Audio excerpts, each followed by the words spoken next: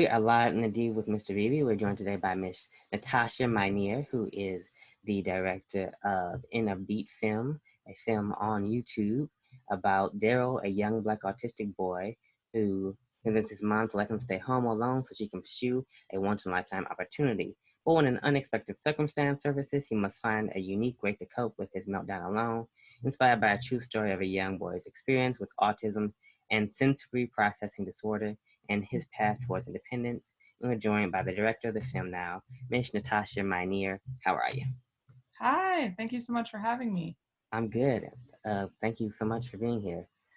So tell us a little bit about yourself. So this is my first, full film, I would Mm-hmm. say. But I've been working as a commercial director and cinematographer through our company, 37 Lanes, for about 5 years now. And we live in Los Angeles, and our offices are in Santa Monica. Okay. Thanks. So how did you decide to have this project as your first? How did In a Beat come to be? So Innobeat is actually inspired by the story of my cousin and his experience with his autism spectrum diagnosis. So, basically what happened in his real life was kind of rhythmic pattern based. Like the ending of the film is very much based off of what actually happened to him Mm. when the first time he was left home alone. So we used that inspiration and then took the fact that it's a film about music therapy and combined it with another kind of big passion of mine, which is dance and tap.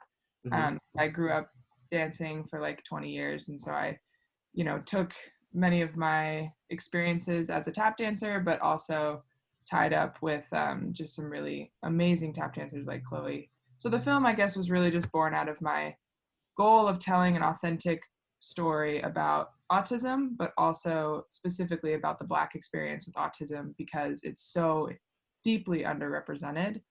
And because of that, I wanted to tie it to, out of all the dance forms, the one that really has the most like representation in the Black community, which is tap, right? It's a historically Black art form. And so the whole film is meant to kind of be like a representative film for Black autism, but also be something that is just authentic to my cousin's experience. Right. And I can relate to that. I have a cousin who is actually has autism as well. I forget what the exact diagnosis is, but I believe it's Asperger's, which is I believe it's Asperger's, yeah, which is a form of autism.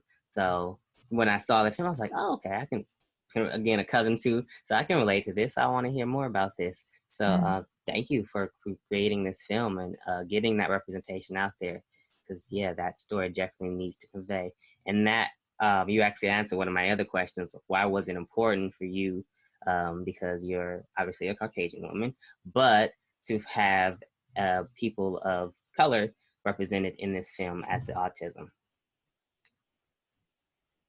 Well, it's kind of a interesting multi-layered question for me because yes, I am Caucasian, but I'm also not. My dad is Indian and my mom's American. And so I actually, when my dad came to the United States, he was adopted and brought to the US. And so my kind of understanding of family, like my cousin is Black and my cousin is Chinese and my cousin, like I have, Right.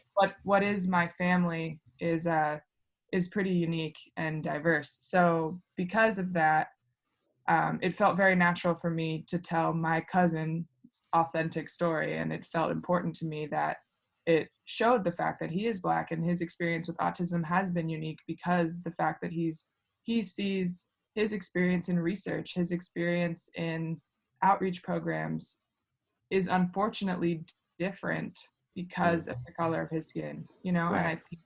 I think that's something that I felt also was important. He didn't have anyone to look to in film. I was talking to him, one night, and we were talking about, what are some good movies that I could go and watch? And I was trying to think of literally any film that had ever shown someone with autism who was Black. And there isn't one. I mean, Right. Yeah. No, you can't. I yeah, can't think of any. yeah. So it was even like the superhero movies where some of them kind of are Martian-y. That was as close as we got. Mm-hmm. We were like, but there's no one that's not white. So so we set out to make the film. So that honestly, I said, why is your story? Why don't we just make your story the first one that I've seen? Right. So that's kind of how that came. Okay, that's great, and that's a great story. I mean, a great way it came to be. And from the film, I've seen it, and we'll link it in our description when this airs. So it'll be in the link below. And it's just a wonderful story. It's a short film, about 30 minutes, and it's beautifully conveyed. Um, Thank you. and the direction that you took it in. What is the and of course there's a lot of messages there. Again, your cousin story. What is the message you're hoping to convey that the audience can connect to? Maybe they don't understand what autism is or don't have a family member as you and I do. Mm. So the number one thing I was trying to do with this film was speak out against the stereotype that that autistic people like lack empathy in some capacity, because I think the neurotypical community is, you know, systemically created to and built upon our expressions of empathy or our expressions of you know every emotion. And so I think it was really important to me that I made a film that was showing in every step of the way, including the inherent and necessary plot devices that showed the child's empathy at every moment, right? So it Mm-hmm. was like the incident of the film that kind of makes everything happen is the fact that he decides to stay home alone because he sees how much his mom wants it, and he knows that despite his fear, he wants to support her. That Right. empathetic gesture is like literally nothing would have happened in the movie if he hadn't done that, you know? So that combined with little things like the toast and all these other little moments in the film, those moments were my goal. Even the way that he hugs her, you know, like I think a lot of films that convey autism show the kind of parent perspective and say very much like, oh, this is such a challenge and weight on me as a parent, Mm-hmm. which it like in many ways every parent has challenges to deal with when they're raising a child, you know. Right. But this kind of unnecessary, you know, storytelling of how much of a weight it is, I wanted it to be seen as like, look at how much this kid is loving you, just in the way that maybe more so than the way a lot of other kids would love their Yeah. parents, right? Like Because he's thinking about the toast, he's thinking about all these little ways that he can support his mom, including hug her and show empathy in the way that she needs it rather than the way that he would want it, you know. mm-hmm. Mm-hmm. So that's kind of the main goal, is empathy. Right. And that just kind of reminds me of the one autism show that I can think of that's on Yeah. Netflix. I'm not going to name it because I don't want to name drop it, but I think everyone knows what I'm talking about. And they kind of show that same thing of the empathy. And it's not, oh, it's a burden. No, this child loves and cares. And you see the sister right next to him, and she's completely the opposite. She will be completely classified as normal, but his empathy is sometimes stronger. The better you see that the love is there, the care. So I can definitely see how, that was shown in your film for sure. So yeah, that again, a great job on that. What were some of and I've talked to a few directors at this point, so I know something's come up at one point, especially this being your first film, right? The first long one. Right. Okay. Your first We've long made a short lot of film. stuff. It's always the case, right? Like every director you talk with them and they're like, oh, is this your first thing? And you're like, well, I've been doing this for like years, Right. but you know, Right. technically I My guess. phrase like independent projects kind Yeah, of first thing. one that we, you know, needed to spend ad dollars behind. Right, exactly. So what are some of the pitfalls that came when you're directing and you're on set and you're shooting with the creating in a beat? What are some of the pitfalls? Oh yeah, great question. So there's a million, obviously. If you're talking to other directors, you know, every moment is a pitfall. Um, but the biggest one is representing autism accurately. I think, you know, despite having many friends on the spectrum, despite having consultants involved in our process every step of the way, from parents to people who are actually autistic to my cousin and my aunt, like we had a lot of people involved, and research centers. Like we were really trying to do it right, you know. Right. um but nevertheless, like, you know, there's so many times where it could go wrong, you know. Mm-hmm. And I think working with Cameron in the film, working with the way that Chloe reacted to his acting, you know, like all of those little tiny nuances in something especially like this where we're trying to be so naturalistic, Hmm. just had, infinite number of moments where we needed to like fine tune it and say, oh, you know what, never mind, we got to retry that again. um, so it was definitely a challenge in the writing and the editing, in even the marketing of the Hmm. film. Okay. And yeah, that I can see how that, because you have to get the research right and you have to convey it right, because you don't want to just be have another stereotypical, oh, this is someone who has a handy disability, so now let's put them in a box. You're trying to convey something more positive, but you don't want it to go too far the other way, that it's like, okay, now I can't, that's not relatable, that's not realistic, that's not Mm, what they go through. And then your yeah. cousin probably been like, what is that? What is that? Is Who is that that? right? What is that? But so in the cast, you were talking about Cameron and Chloe. and Chloe, and even the whole diverse cast, but they seem very much in tune. Was this their first time working together? Was this your first time working with these talents? Because they all seemed like the chemistry was naturally there. It really, I actually kind of looked at it like, is that her real son? Because Yeah. it seemed so natural. Oh, I'm so glad. No, so yeah, they had never met before this film. Oh, And he is actually not autistic. So the process of getting him to a place of where he could convey that accurately, the process of her getting to know him. I mean, the thing about both of them though is that Chloe, like, I wrote the film knowing that I wanted her to be in it. Like, I've grown up. She's just such an icon in the tap industry. hmm.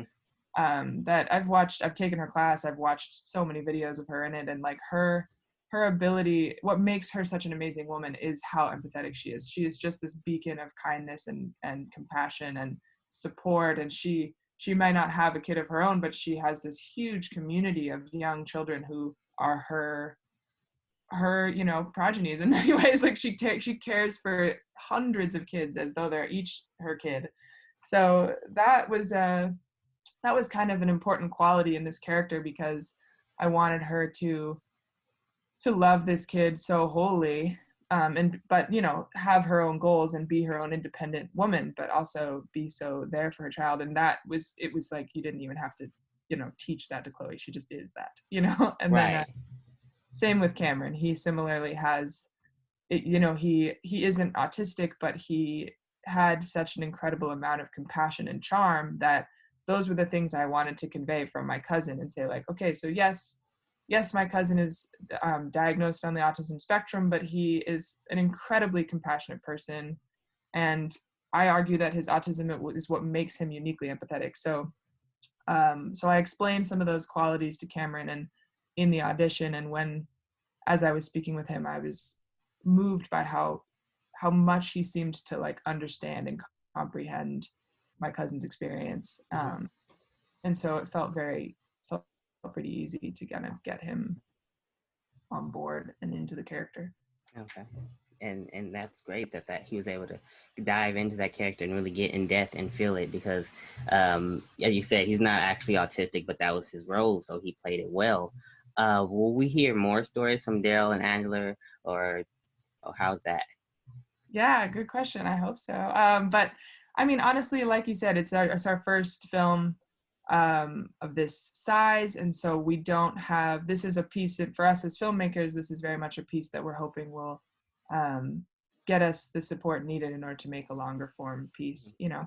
So now that the film's out and it's having such a wonderful response, and people are sharing it so well, it's like, just we could not be happier for the support of the film. So we're hoping that Yeah, that results in the funding we need to make something longer. right. And I hope that you do get that funding. And but I'm just seeing right now, 685,000 views for the trailer, and then 11,000 views, over 11,000 views for the film itself. And at this time, we're talking, the film has only been out about what, a week or two. A week, yeah. So you should get way more views than that. Will you continue to create film dealing with handy capable people? So the disabled community is definitely something that I am passionate about, but I think in general, as filmmakers, our goal is to is to look at social justice issues. We very much Mm, want to be involved in social awareness. We want to use the platform as a means of creating naturalistic representations of different types of social awareness. So I don't know if they'll always be in the disabled community specifically, but right. it certainly is something that I'm passionate about. Right. And social awareness, I mean, that encompasses just so many topics. So pretty sure it'll always kind of come around in some way Yeah, or another. If it's not, again, not in every film necessarily, but okay, we'll touch on it here, we'll touch on it there. So I'm yeah, pretty sure it'll be in there at some time. yeah. Uh, Will, do you have any other films in progression or stories that you're working on that you like to kind of touch on or share with us? Sean, I think at the moment we're really pushing to keep the focus on Innobeat. We do have some other projects that are going to be coming out. We have some like short projects that we're going to release on YouTube. It's similar to this one, a little bit shorter, so that people have kind of, now that we have people following our YouTube channel, we want to give some content. So we have all these like stockpiled things we're ready to release. Okay. Yeah. There'll be some fun sci-fi in there. There should be some fun um, emotional, romance stuff in there. So we have smattering of short things that we're going to release, and then we're working on our first feature. So we'll see. Well, I can't tell about that though. Right. We gotta keep it hush for now For until now, right. 37 Lanes is your company, correct? yeah. Before we get into the where we can find the film and everything, can you tell us about a little about 37 Lanes and some of the other projects you guys have worked on and been a part of that you can talk about? Yeah, totally. So 37 Lanes was started by me and Jeff Hammerton, who's the cinematographer of In a Beat. So he and I have worked together on everything since we Mm-hmm. met. Literally the day we met, we've worked on everything together since that day. And so, yeah, I think he and our goal was really to uh, build the capabilities necessary to make the kind of films we want to make. And so we spent the last 5 years doing everything we could to learn and fine tune our skills as filmmakers. Meaning, like, we've shot commercials, we've shot music videos, we've shot dance films. I mean, like a lot of filmmakers, we shot documentaries. We've tried to kind of like learn from the gambit. Mm-hmm. But we also shot a lot of scene studies where we just got a few friends together and would do our best to do like a high quality version of just a practice, of Right.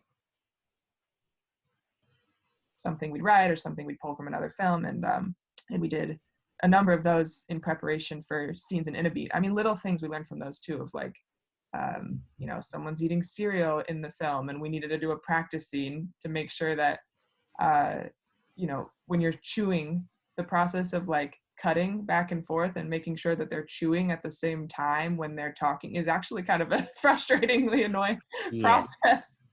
So we had to practice that. And anyways, but yeah, so as 37 Lanes is at the moment predominantly a commercial and music video uh, production team as like a cinematography team.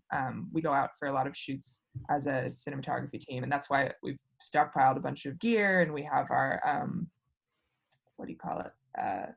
These remote camera carts that we built during COVID, Mm. so we can operate from basically like robotically operate a camera from outside of a house. Okay, nice.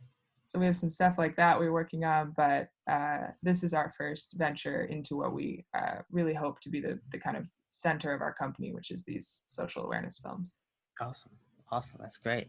And it sounds like it's going to be phenomenal when you guys can do it again. Now, with that, the whole thing we're in right now, the COVID-19 pandemic, how is that affecting your sharing even this film? Because right now you can't like go to a theater and play it. Yeah. So how is that having an effect on projects you're working on as well as getting In a Beat out? That's a great question. So we are maybe super lucky that we're young and first time filmmakers because to be honest, we wouldn't have had access to theaters anyway, even if they'd existed.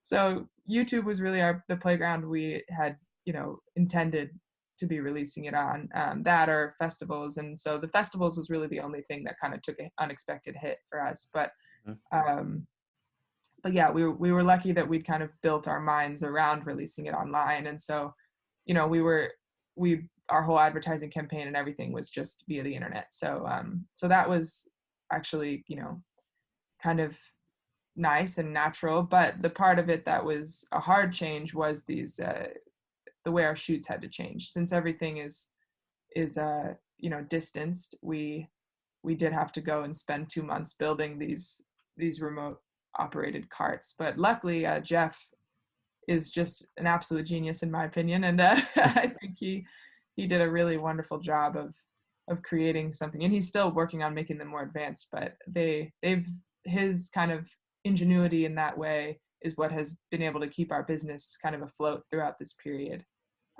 So that's been awesome. Nice. That's very nice.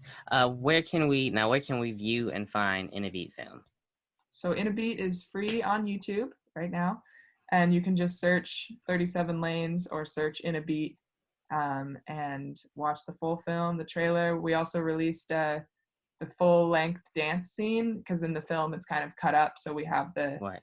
the full length behind the scenes version of that scene. Yeah, so there'll be more content to come on that channel. Awesome. Awesome. And speaking of more content to come, how can we support you? How can we keep in touch with 37 Lanes, with Natasha Mynier? So you can, oh, thank you. I'd say you can subscribe to our YouTube channel. You can subscribe to it, follow us on Instagram, which is just be 37 Lanes or In a Beat Film. Mm-hmm. And you can, on our website, we have all the information about our films and commercials, and as well as like a donation page, because so we've been getting small donations from people who are supporting our films, and we're using any of that money towards furthering the advertising of this film if they donated in regards to In a Beat, or furthering the next project if they're donating in regards to our next film. So yeah. Okay, great, great. Well, be sure to do that. Be sure to subscribe to her YouTube channel. Be sure to follow In a Beat on Instagram, on social medias.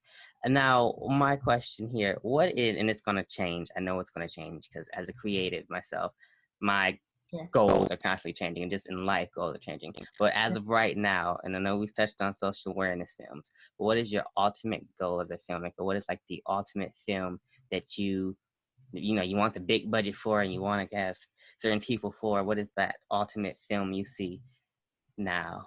Interesting. The ultimate film. I mean, I like, some of my favorite filmmakers are like, the Coen brothers. I love Bong Joon's Parasite this last year. I mean, that was like one of the best films I've ever seen. I love Casablanca. Like, I think, and Tarantino, like, I think a lot of these really great filmmakers, what makes the movies so good is this kind of like comedy meets drama meets every genre in Right. one film, meets like, yeah, genre films as well. So I am my goal, if I were to say one project, I've been really oddly obsessed with this story that I've been working on since college, which was do you know the myth John Henry, Yes. the American myth? Yeah. Yeah. Mm-hmm. So I've kind of been working on a version of that is much more gritty and much more realistic, and um, as kind of an interesting analysis of the Civil War time in the United States, and of this kind of,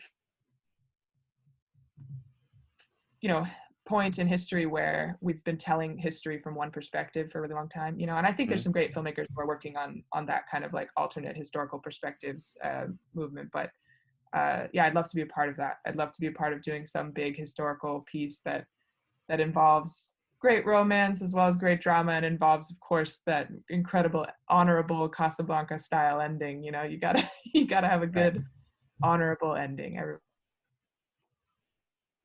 loves that. Right. Right. Yeah. Sorry about that. I got a little weird feedback here. Zoom call. Um, but yeah, that sounds like a great idea. I actually love that idea. And then I'm interested to see your spin on it, with that, again, that folklore, that civil rights kind of thing to it, and on that happy ending, because the John Henry, it was a cartoon short that I saw. Yeah. didn't have such a happy ending at So, the end. I mean, will it be a happy ending? I don't know. Actually, there's some really great historians who have written novels on his act, who it was the real man that all these myths were based off of. This like strong and, you know, Right. not necessarily blowing through mountains, but he was a a very interesting guy. So yeah, I'd say that's in the realm of, I don't who knows if it'll be that exact story, but Right. that's the deal. Now, and I'm curious to ask this, and I'm sure maybe some of our viewers are as well. How old are you? You say How you've old been am open I? 5, 5 years. I am 26. Huh? 26. 26. So you've been doing filmmaking since you were 21, right out of college, I'm assuming. Hmm. Okay, where were you formally trained, or do you guys kind of just pick it up one day and say, "Hey, let's try some different stuff out"? I so kind of both, I guess. I did go to NYU for screenwriting. I didn't study film there. I just Hmm. studied screenwriting, which is the one part, which is still studying film. Right. Yeah. But I had been a dancer, like I said, my whole life, and so I originally went to NYU for dance, and I had also originally kind of invested in film through dance. Like I had shot people's dance reels, shot weird kind of dance experimental things that I just felt like shooting. And so I think that whole experience was really the beginning of me um, understanding that it wasn't that I just loved dance. What I actually loved was the storytelling aspect. Mm, And so then that's why I ended up switching over into screenwriting while I was in school there. And then after I graduated from that program, I was I moved to Los Angeles, and then basically the summer that I graduated, I met Jeff, and he is a far more established filmmaker than I was at the time. He had already made. He was in the last year of a documentary that actually came out this last year that's done super well. I think it won Seattle, um, but won at a bunch of different festivals. But it was a film about the gorge. It's mm-hmm. called Enormous. But he was in the last year of making that documentary, which was like a 3 or 4 year process. And he'd been shooting interviews with like Hall and Oates and Hosier and all these, Dave Matthews, like just huge artists. So he'd gotten really comfortable with like how to make a long form film. And he also ran a whole rental business for all of his gear. So he was really the person who I attribute like training me, because once I joined him, I brought my storytelling skills and knowledge, and then he trained me on kind of the how to be a cinematographer, how to work with gear, how to have that kind of like filmic eye rather than just a writer's eye. Right. Um, but yeah, I am still 26, so I know that it's very much just the beginning.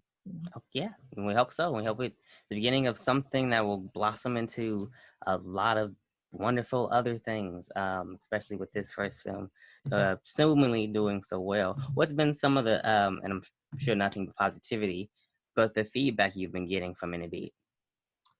Oh yeah, it's been incredibly positive. We've gotten, I'll say the most surprising piece of feedback was I knew I wanted the film to be able to be accessed by the autism community. So I actually also released a version of the film that was sensory friendly. I basically just like spoke with a bunch of my friends who are autistic and said, if I make this dialogue doesn't seem to be a sensory kind of issue for you, what are the things that overstimulate you when you watch a film that nobody's really like attuned to right now? And there are movie theaters that dim the lights and do some kind of lower sounds, but so far in my experience of attending those, they've just been like everything's just less, just Mhm. quieter. And I wanted to create a soundscape that was, yes, quieter, but also different. So basically, what it ended up being is we left the dialogue all at full volume, Mhm. and then everything else was reduced below the level of the volume. So like people screaming or background sounds or music or anything, it was all, instead of being like dialogues here and then there's huge variance around it, Right. we created all the variants below the level of the dialogue. That way, there still was loud and soft. There still are dynamics, but they just are, 20, 30 decibels quieter than the dialogue is. And so that I hoped, and so far we've gotten good feedback on that. But people have been watching it, whether it's the sensory version or that version. I've been surprised to see how kind of like the phrase they said was, you need to prepare yourself before you watch this film because it's so accurate in its representation of meltdowns. It might actually trigger you, and they were saying it's a wonderfully cathartic experience, but and I've loved it, but I do, need to like watch it in the morning after you've had your coffee and your kind of meditation. And I thought, oh, that's, that could not be a bigger or more exceptional comment about, I never realized that we were going to get the meltdowns that accurate kind of thing. Like, I mean, I Right. attempted to, but I was very moved to know that people were touched by that, and also so touched that they needed to kind of prepare themselves. So that was a very moving realization. Right. Yeah, that sounds like the kind of definitely this kind of response that you want as a filmmaker, because you want to touch someone, you want to move, and you want to get that reaction. I think that's the goal with filmmaking, and not just any the kind of creative space, is to get the audience to feel what you were trying to convey. And it sounds like you've done that, and you've done a good job of that. So thank you again. And um, again, I just look forward to it growing and seeing and hearing more positive things from it, and seeing hopefully more social awareness films from 37 Lanes. And I hope you have a long and successful career ahead of you. Thank you. You too. I'm looking forward to hearing the rest of the interviews that you have coming out. Oh, thank you so much. Once again, can you tell everyone who you are, where you're joining us from, and what they're watching? Yes. Okay. So my name's Natasha Mynier. I was the director of In a Beat, and I live in Santa Monica, California, and you're watching Live in the D with Mr. Beebe. All right. Thank you, Ms. Neer. Thank you so much. And we look forward to hearing more things from you. Thanks a lot. You're welcome. Time for Live in the D with Mr. Beebe's weekly question. We ask, you answer. And here are this week's answers. The question: what are your favorite holiday movies? The answers: The Preacher's Wife, starring Whitney Houston and Denzel Washington. For Halloween, any of the Halloween Town movies. For Christmas, Apollo Express, How the Grinch Stole Christmas, Apollo Express, or How the Grinch Stole Christmas. Hocus Pocus.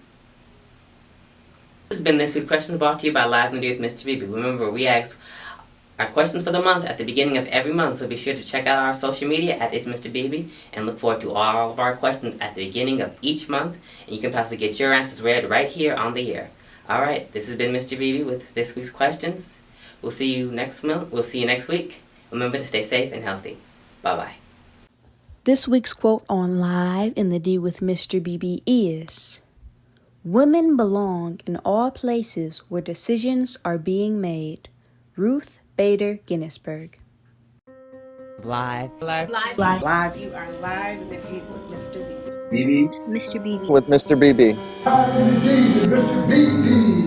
Hey.